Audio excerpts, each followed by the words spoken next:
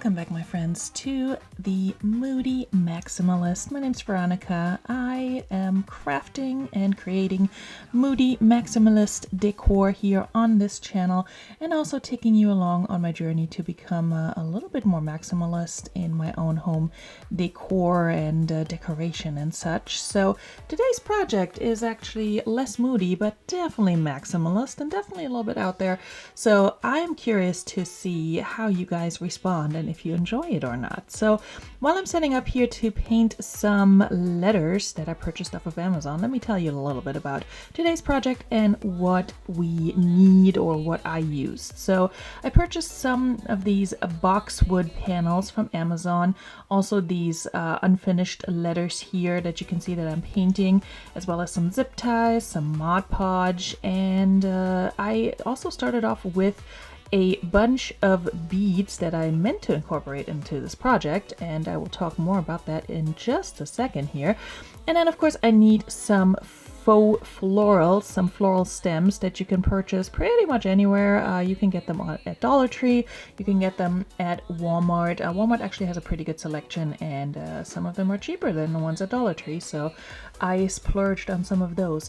So that's what we'll need going into this project. Now let me tell you about the inspiration for this project. Now let's start with why the boxwood panels, Veronica. Well, I've been seeing a lot of the greenery wall art pieces that people have been creating, either with moss or with these boxwood situations here. And I was really inspired by that, and I thought, you know, I could make something really cute with that, plus some, you know, faux florals, and it would look really bright and green and colorful. And that's good for the soul, in case you didn't know. Having plants in your house is proven to have like a positive effect on your mood, even if they're fake plants. I learned this from one of my favorite channels here on YouTube, Laugh Cry DIY. I will link her channel down below. She's fantastic. Anyway, so that was my inspiration initially for this project, and I wanted to create something, some decor for a pretty empty wall in my house, which is in my bathroom. And I was wondering, you know, what could I put in there? You don't really want to put like a canvas in there, or anything that's like fabric, hard to clean, that sort of thing. Also no peel and stick in the bathroom. There's a lot of moisture, so I was kind of thinking, okay, what could I do with this space? And I was really inspired by this whole greenery floral situation. My bathroom does not have a specific theme going on, but I have like a floral bath rug, so there was that that would go along with it. But also I like to have a colorful bathroom. I don't know why, it's just what I like. So the inspiration for that came from there. I also had, and I will show a picture here, and you can also kind of see them on my table here. I had these like little pastel colored beads that I purchased last year in 2023 for Easter to make some wreaths or other Easter decor, and never used them. So the way this project actually started off was that I wanted to use these beads to like string them up and create the lettering for this project. You can see the beads up there. They were my color inspiration. That did not quite work out, and I lost the footage of that, but it was just a mess. There were beads everywhere, and it did not work. So my second plan of attack here for this project was to purchase these unfinished letter pieces and paint them and then glue the beads on top. That's kind of why I'm trying to match the color here, but that's also why I'm not super concerned with like a very full coverage of these letters at this point. I will talk a little bit more about how that did or did not pan out later on, but that's kind of where the color inspiration came from, if you're wondering. Also, I do like the pastel tones, and I figured it would look nice in combination with the brighter florals that I'm adding later on. So I'm just going along here and painting these unfinished wood letters. You can probably already tell where this is going in terms of the word they're going to spell, but I'm just using like different types of acrylic paint, or different brands of acrylic paint, I should say. Really anything I have in my house. I was debating to use chalk paint, but I did not really see the need for it for this project. I'm also finishing up the letters with a layer of Mod Podge later on to seal them. So that was not the initial plan, again, because I was planning to just use these as sort of a base to hold these beads. But as I will soon find out, I did not have enough beads to actually cover all of the letters, so you will see that here in just a second.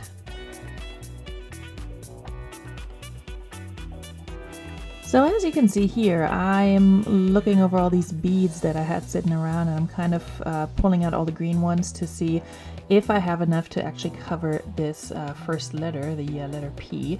And as you can see here on the right, I have them sort of strung up on a skewer stick because that was my initial plan in terms of, you know, how to attach these beads to the boxwood in order to spell out the word poop, as you may have figured out at this point, because it's going in the bathroom. And so that didn't work out because I didn't have enough beads. So I abandoned that plan, used some Mod Podge, I believe this is the satin finish, and just sealed it up so that I could easily clean it up and wipe it down later on, because it is going into the bathroom. And a lot of people are always concerned with like putting up things in your bathroom in terms of all the particles that will get stuck on it. I'm not too worried about that. This thing is fully rinse offable, if you will. I can spray it down. I can use disinfectant. I can easily clean this up. So I'm not really worried about that. Anyway, so I'm sealing up these letters here. If you're wondering, okay, why is Veronica making wall art with the word poop in colorful letters? First of all, because it's freaking funny. This is my kind of humor. I can laugh about this. Second of all, I have a 7-year-old child who also finds these things hilarious and who laughs at like poop and fart jokes. So that is that's the situation I live in. So any of my wall decor, or just decor in general, it can be slightly inappropriate, but it has to be inappropriate in a way that's okay with a 7-year-old. I've seen people create wall art, like Moody wall art, spelling out profanities, which I will not do because, you know, I don't need my kid to read certain words or learn certain words. Once he's an adult and moved out though, that's probably going to happen. Anyway, moving on with this project here. So as you can see, I attached actually 4 of these boxwood panels together with zip ties. Again, I lost the footage of that, unfortunately. And I was trying to figure out the best way to attach the letters to this. I was thinking of gluing them. I was thinking of using some floral wire. And as it turned out, it was just the best plan of action to just use some zip ties and then cover those up with the florals, because I wanted to arrange the florals in a way that they're kind of around the letters but also somewhat covering the letters, kind of like to create that impression that the letters are a little bit overgrown by the flowers, if that makes sense. So you can't even really see the zip ties all too much in this view here, and you also cannot really see them as they're hanging up on my wall, so it's totally fine. It's nobody's bothered by that. I don't really have a lot of guests coming through my bathroom. I actually can't wait to host my first guest and have him see this and just be hopefully amused. I showed it to my kid and he was just like, oh my god, ew, and then he said it was hilarious. So it's been fun. My favorite part of this whole project definitely was attaching all of these flowers, these faux florals here. I do cut them off with some wire cutters because of course they have that floral wire on the inside. You don't want to really use scissors for that. So I'm just kind of exploring what I have. Like I mentioned earlier, some of these came from Dollar Tree, some of these came from Walmart. Walmart has a lot of these like floral picks if you have, you know, a bigger Walmart with a good like crafting section. And all of the Walmart picks pretty much I think that I'm using here all were like 97 cents. So they were cheaper than the Dollar Tree ones, and a lot of them are actually prettier. So if you don't have a Dollar Tree, or if your Dollar Tree doesn't have a good selection, check out your local Walmart. They have all the colors of the rainbow. So I'm trying to use colors that are, you know, not too matchy with the respective letter. I tried to pick something that looks good with the letter. So we have some yellow florals here for the blue. I'm also attaching some like other boxwood picks that I had in my stash for some reason to kind of cover the top zip tie here. That boxwood does not 100% match the boxwood panel in color, but I'm not too bothered by that because it's a whole like faux plant situation. We're imitating nature, and nature is not perfect. So I'm really not concerned with these little details. I'm using some white florals here for the letter P. Please forgive me that I don't know all the names of these actual florals, you know, what they are actually called. I'm not that person. I'm horrible with plant names and like things like bird names and such, so please forgive me. But if you go to your local Walmart, I mean, my guess is most of you will be looking for just, you know, the aesthetic of some florals and not a specific you know, flower, unless you have a very specific project in mind, of course, in which case that's probably what you'll do. So for all these floral picks, what I'm also doing is attaching them pretty much with just the wire that they're already attached to, that they're like affixed to, and kind of twisting that around, making sure it holds the florals in place in the way I would like to have them here.